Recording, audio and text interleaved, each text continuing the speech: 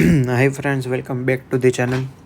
તો આપણે અત્યારે યુનિટ 1 યુનિટ કોસ્ટિંગ છે જે સેમ ફોર બીકોમનું એનું મોસ્ટ આઈએમપી ક્વેશ્ચન કરવા જઈ રહ્યા છે. તો બને એટલી સ્પીડમાં કરશું કેમ કે ઓલરેડી ટાઈમ નથી. સોરી, લેટ અપલોડ કરું છું, પણ આ one of the most IMP question છે. તો આ છે તમારી સામે ડિટેલ્સ. તો હું તમને અત્યારે આપણે ટાઈમ નથી એટલે ફટાફટ સમજાવી દઉં. આપણી પાસે આ એક કંપની છે કૃષ્ણા લિમિટેડ, અને એ 2 ટાઈપના પ્રોડક્ટ પ્રોડ્યુસ કરે છે, એ અને બી, અને જેની ડિટેલ્સ આ પ્રમાણે છે. તો હવે આમાં આપણે કેવી રીતે કરવું પડશે? રેશિયોઝ કાઢવા પડશે. Direct material per unit for A is twice as much and of B. તો આપણે આવી જાય વર્કિંગ નોટમાં. તો આપણે જે એ છે એ ટ્વાઇસ છે બીનું, તો આપણે બીને ₹1 એઝ્યુમ કરી લે, એને 2. તો હવે અગર જે યુનિટ્સ પ્રોડ્યુસ છે એની બી પહેલાં આપણે વર્કિંગ નોટ સમજવી પડશે યુનિટ્સ પ્રોડ્યુસની. તો યુનિટ્સ પ્રોડ્યુસની working note 2500 units were produce of A. તો એનું તો મળી ગયું સીધું. Units produce equals 2500. બીનું વાંચીએ. 80% સોલ્ડ હતા, while 4000 units were sold of B, which were 80% of production. તો આપણને જે 4000 આપ્યું છે એ યુનિટ સોલ્ડ છે અને એ 80% હતા. તો આપણે ક્રોસ મલ્ટીપ્લાય કરશું તો આપણને 100% ગોતવા હોય તો 100% એટલે આપણે યુનિટ્સ પ્રોડ્યુસ મળશે, જે છે 5000 યુનિટ્સ પ્રોડ્યુસ. તો આવી જાય, આ તમે જોઈ લ્યો એકવાર. હવે આવી જાય સીધા વર્કિંગ નોટમાં. હા, તો આપણે બીને ₹1 એઝ્યુમ કર્યું હતું ને એને ₹2 એઝ્યુમ કર્યું હતું. તો રેશિયો માટે આપણે શું કરશું? 5000 × 1, આ 5000 છે યુનિટ્સ પ્રોડ્યુસ છે, અને 2500 × 2 એ બી યુનિટ્સ પ્રોડ્યુસ છે, એટલે આપણને 5000 મળશે. એટલે ઇક્વલ રેશિયો થઈ ગયું. તો આપણને જે આપ્યું છે 20 લાખ, એને ઇક્વલી ડિવાઈડ કરીને અહીંયા મૂકી દેશું અને અહીંયા મૂકી દેશું. આ છે રૂપીસની કોલમ અને આ બી રૂપીસની. આ એનું CPU, આ બી બીનું CPU. તો વાંચીએ આગળ. The direct wages per unit for B is 40% of those of type A. વેજીસની વાત થઈ છે. વેજીસ છે 9 લાખ રૂપીસ. આવી જાય નીચે વર્કિંગ નોટમાં. Wages of A is 100. તો એના 40% બી છે, એટલે એને 100 એઝ્યુમ કર્યું, બીને 40. તો રેશિયો કાઢીએ તો આ જે યુનિટ્સ પ્રોડ્યુસ છે આ બી, એટલે 2500 × 100 અને 5000 × 40, એટલે મળશે 2.5 લાખ ને 2 લાખ.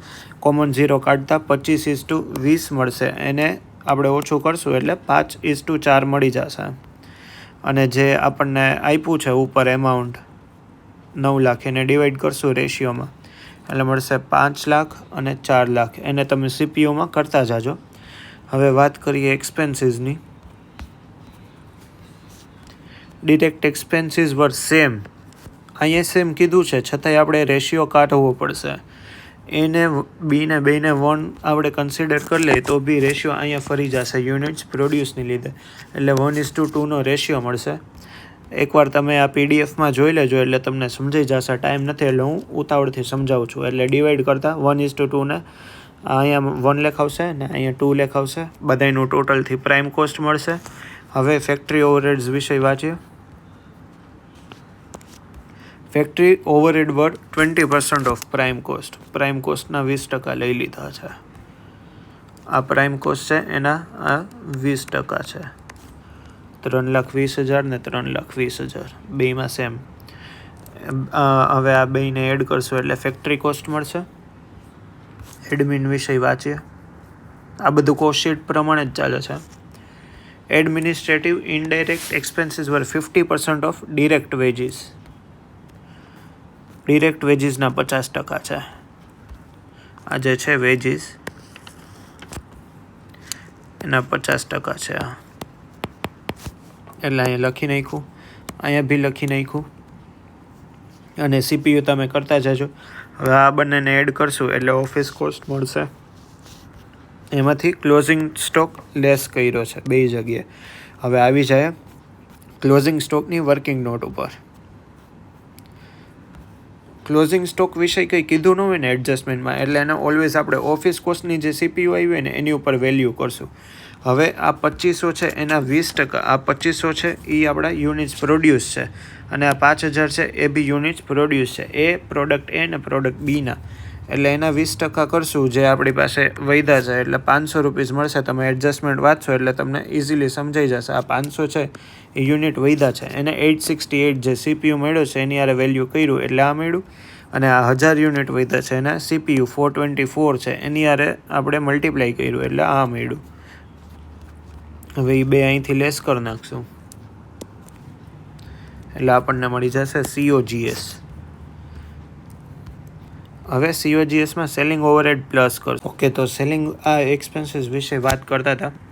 32 પર યુનિટ ફોર A, 36 પર યુનિટ ફોર B આપણને કીધેલું જ છે, અને ન કીધું હોત ને તો એ આની ઉપર વેલ્યુ થાત 868 ને 424, એટલે કીધેલું છે એટલે આપણે એમ વેલ્યુ કરશું 2000 યુનિટ્સ. અને હવે આ જે વેલ્યુએશન છે એ 2000 એટલે જે છે યુનિટ આપણા સોલ્ડ હતા એની ઉપર વેલ્યુ થશે, નહીં યુનિટ્સ પ્રોડ્યુસ ઉપર નહીં થાય, એની બદલે આપણે યુનિટ સોલ્ડ ઉપર થશે જેટલી પણ વેલ્યુઝ છે COGS પછીની.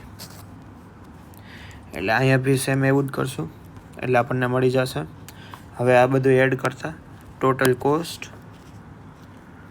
એન્ડ અહીંયા બી સેમ એ જ થશે. હવે આપણને સેલ્સ આપેલું છે ઓલરેડી, એનું 20 લાખ ને આનું 21 લાખ, એટલે અહીંયા મૂકી દઈશું 20 ને 21. એટલે એમાંથી આપણે જે સેલ્સ મળ્યું એમાંથી ટોટલ કોસ્ટ માઇનસ કરશું એટલે બેલેન્સિંગ ફિગરમાં પ્રોફિટ મળી જશે.